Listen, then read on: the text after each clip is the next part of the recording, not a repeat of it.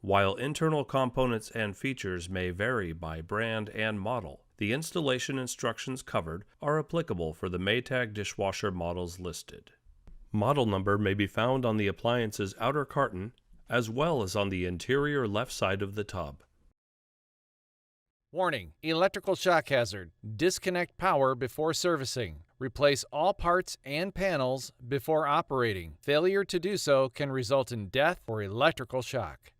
Excessive weight hazard. Use 2 or more people to move and install dishwasher. Failure to do so can result in back or other injury. My name is Phil Lally. I'm the Product Service Manager for Whirlpool for the dish category, and today we're going to cover the new installation of a new model line we've got out that's going to launch in February of 2020. It's a new design dishwasher from the ground up, so there are some installation differences from what you're used to in the past. We're going to cover a KDPM 804 model today. We'll cover some installation tips and tricks that I've learned over the years. One is there's a couple boards in the shipping base and in the top. You might want to keep those and set those aside. We'll use them if we've got an unusual cutout that's a little bit too wide.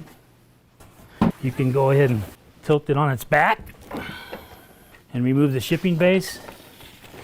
And again, you might want to save these 2 strips of wood that's in the shipping base in case you need to use them as shims for the cabinet, or if they've got a built-up floor, you can use them as runners to even out the floor.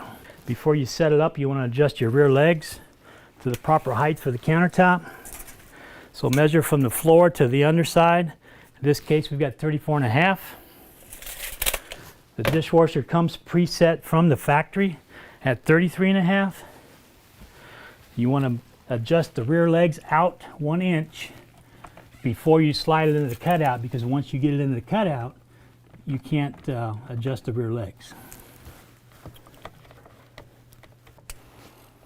Now you could do the fronts at this time, but we'd rather have you wait until you get it in there to adjust the front when you get to the portion where you're going to level it side to side and from front to rear. So at this time, once you've done the rear legs, you can set it up. So once you get it stood up and get ready to slide it in, you're going to route utilities kind of like an umbilical cord out the back, and you're going to route them through the bottom, rear, or right side depending on where the sink is. And you've got the drain hose, the water supply, and the electrical. Now the hole that's required is only 1.5 inches. And a lot of guys ask me, how do you get all this through a 1.5 inch hole? You put the plug in first, and then you do the water supply.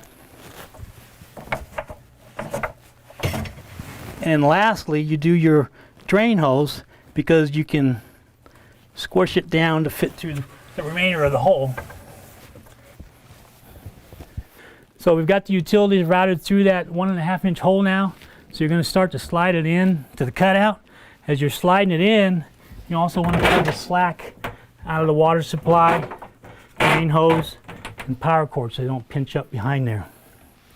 Also, in a tight fitting cabinet, you can use a tool like this, some type of wedge, that as you're pushing it in, you don't want the blanket to bunch up, so you can push it in as you're sliding it in as well. We've also got a new feature where we have 2 anchor points now on each side of the blanket to anchor it to the tub, so when you do push it in, it doesn't bunch up. And just go a little bit at a time, pull the slack out. Make sure the blanket's not bunching up on you.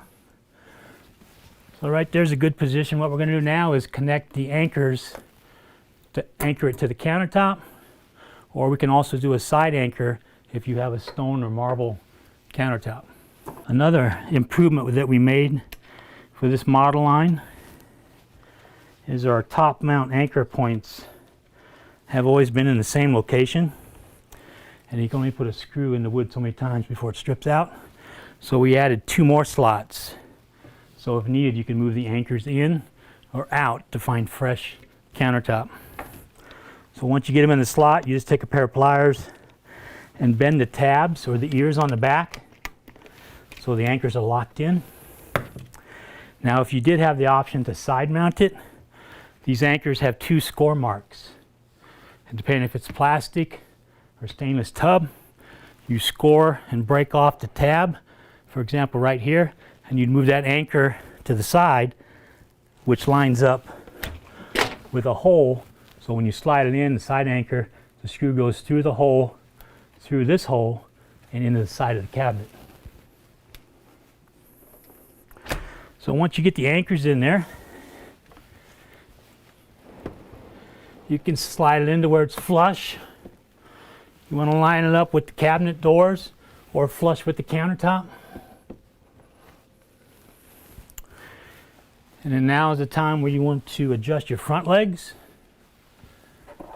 There's a couple options on the legs. You can use a crescent wrench at the bottom of the leg or a 7mm Allen wrench at the top of the leg. There's a hole in the middle of it, and you can turn it from the top or use a wrench from the bottom, whatever you prefer. So you just lift up on it until it's where you want it, and you can just actually start it with your hand to get it close to where it's level. And then from there you can use your 7mm Allen wrench or a crescent wrench to adjust the legs to where it's level. You can visually look at it, make sure it looks good from the top and the sides, and also you can use a level on it. From front to back you go there, and side to side you can open the door and stick it right on the frame of the tub right here to level it side to side.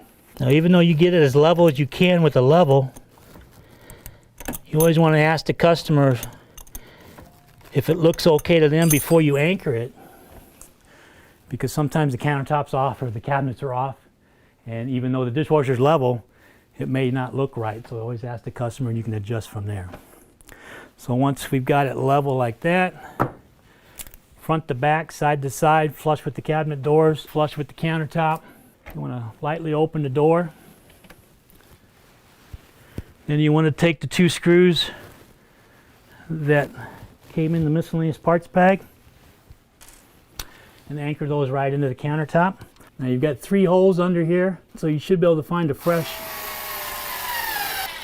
Okay, once you've got those in there, it's anchored, so when the customer opens and pulls the racks out with a load of dishes on it, it doesn't tilt forward or move on them. Okay, also in the video I referenced during the unpacking portion that you might want to save the boards that come in the shipping base, because you may use them if you've got a built-up floor or if you've got an extra wide cabinet behind the fascia board and you're side mounting it. These work great as shims.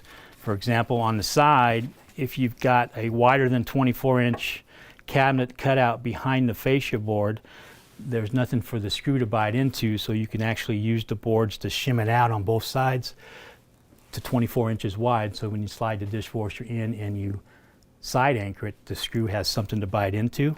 Also on a built-up floor in an older home, if you put the dishwasher in, it's going to drop down on you, so you want to use these as shims rather than just cutting shims for the back. Actually use the full length, cut them to measure, slide it in, so when you slide the dishwasher in, it's nice even with the floor, and you don't get that gap at the top because it dropped down on you.